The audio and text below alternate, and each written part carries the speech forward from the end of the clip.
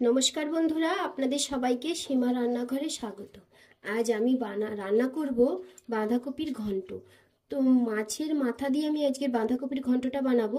তো ওই বাঁধাকপির ঘন্টটা কি করে রান্না করলে টেস্ট হয় অনেকটা বেশি, আর খেতে কিন্তু ভীষণ ভালো হয়। তো আমরা অনেকেই বাঁধাকপির ঘন্ট রান্না করি, কিন্তু ভালো লাগে না খেতে, জল জল একটা ভাব থেকে যায়, খেতে কিন্তু খুব একটা ভালো লাগে না। আমরা অনেক কিছু মশলাপাতি দিই, মাছের মাথাও দিই, সব কিছুই দিই, কিন্তু খেতে কিন্তু ভালো লাগে না। তার জন্য দেখুন, আজকে আমি যেইভাবে বাঁধাকপির ঘন্টটা রান্না করব, এইভাবে যদি আপনারা ঘরে রান্না করেন, তাহলে কিন্তু খেতে ভীষণ টেস্টি হবে। তো দেখুন আমি কিভাবে এই রেসিপিটা রান্না করছি। তো পুরো ভিডিওটা দেখুন, স্কিপ করে যাবেন না। তো দেখুন, বাঁধাকপির ঘন্ট রান্না করার জন্য প্রথমে আমি একটা উনুনে কড়াই বসিয়ে দিয়েছি। কড়াইটা গরম হয়ে গেছে, আর কড়াইতে দিয়ে দিচ্ছি আমি সর্ষের তেল। তো প্রথমে আমি মাছের মাথাটাকে ভেজে নেব। তো তেল দিয়ে দিয়েছি কড়াইতে, তা গরম হয়ে গেছে। এখন আমি দিয়ে দেব তেলের মধ্যে মাছের মাথা। তো এখানে আমি কাতলা মাছের মাথা নিয়েছি অর্ধেকটার মতো। অর্ধেকটা কাতলা মাছের মাথা আছে, আরেকটা আছে রুই মাছের মাথার অর্ধেকটা। দেখুন, রুই মাছটা খুব একটা বড় নয়, কাতলা মাছটা মোটামুটি সাইজের একটু বড় আছে। তো এই মাছের মাথাটাকে আমি খুব সুন্দর করে ভেজে নেব। দেখুন, মাছের মাথাটাকে কিন্তু আমি ভেজে নিয়েছি, আর খুব একটা বেশি কড়া করে ভাজিনি আমি মাছের মাথাটাকে। শুধুমাত্র আমি উল্টে পাল্টে একটু ভেজে নিয়েছি, খুব বেশি করে ভাজিনি। তো এই অবস্থাতে আমি মাছের মাথাটাকে নামিয়ে দেব।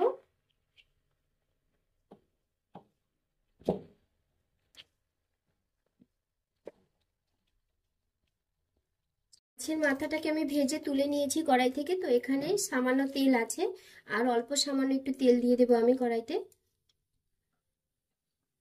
তো আমি আরো একটু তেল দিয়ে দিয়েছি। এখন আমি ফোড়নে দিয়ে দেব গোটা জিরে,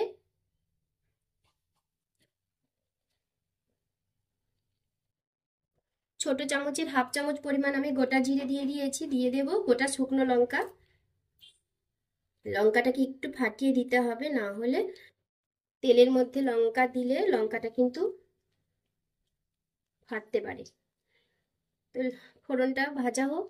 লঙ্কার কালারটা কিন্তু চেঞ্জ হয়ে গেছে। এখন আমি দিয়ে দেব কেটে রাখা পেঁয়াজ। তো এখানে আমি মাঝারি সাইজের দেড়খানা পেঁয়াজকে পাতলা পাতলা করে কেটে নিয়েছিলাম। তো পেঁয়াজটাকে একটু তেলের সঙ্গে ভেজে নেব। পেঁয়াজটা ভাজা হয়ে গেছে, এর চাইতে বেশি ভাজা যাবে না। এইরকম অবস্থাতেই আমি দিয়ে দেব আদা বাটা। তো এখানে আমি 1.5 ইঞ্চি আদাকে বেটে নিয়েছিলাম শিলপাটায়, সেই আদা বাটাটা আমি দিয়ে দিচ্ছি। দিয়ে দেব স্বাদ মতো নুন।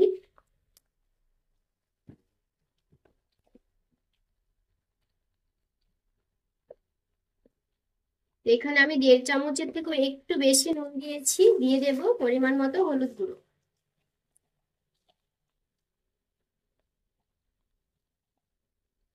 এখানে আমি 2 চামচ হলুদ গুঁড়ো দিয়েছি, ছোট চামচের।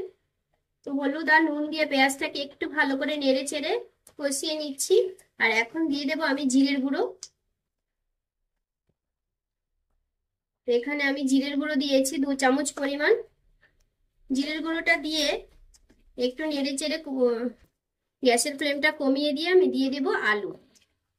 এখানে আমি আলু দিয়েছি, বড় সাইজের দুটো আলুকে ডুমো ডুমো করে কেটেছি। এই আলুটাকে দিয়ে আমি ভালো করে এই মশলাটার সঙ্গে নেড়ে চেড়ে কষিয়ে নেব। গ্যাসের ফ্লেমটা কিন্তু এখন আমি কম করেই রাখবো। আমি দিয়ে দেব লঙ্কার গুঁড়ো। তো এখানে আমি লঙ্কার গুঁড়ো দিয়েছি, ছোট চামচে 2 চামচ পরিমাণ হবে। লঙ্কার গুঁড়োটা দিয়ে একটু নেড়ে চেড়ে কষিয়ে নেব। আর দিয়ে দেব টমেটো। তো এখানে আমি মাঝারি সাইজের টমেটোর হাফ টমেটোকে কেটে দিয়েছি। দিয়ে একটু নেড়ে চেড়ে ভালো করে মিশিয়ে নিচ্ছি আলুর সঙ্গে। তো দেখুন, মেশানো হয়ে গেছে। এখন গ্যাসের ফ্লেমটা আমি একটু বাড়িয়ে দেব, আর দিয়ে দেব মটরশুঁটি।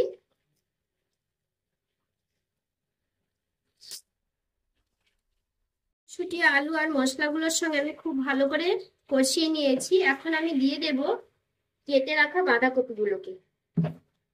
বাঁধাকপিগুলোকে আমি কেটে জলে অল্প একটু ভিজিয়ে রেখেছিলাম, তাতে করে বাঁধাকপির যে গন্ধটা থাকে, একটা কাঁচা গন্ধ থাকে, সেই গন্ধটা চলে যায়। তাতে করে বাঁধাকপিটাকে সেদ্ধ না করেও রান্না করা যাবে। এখন পুরো বাঁধাকপিটা আমি কড়াইতে দিয়ে দিয়েছি, দিয়ে এখন ভালো করে নেড়ে চেড়ে আমি বাঁধাকপিটাকে রান্না করব।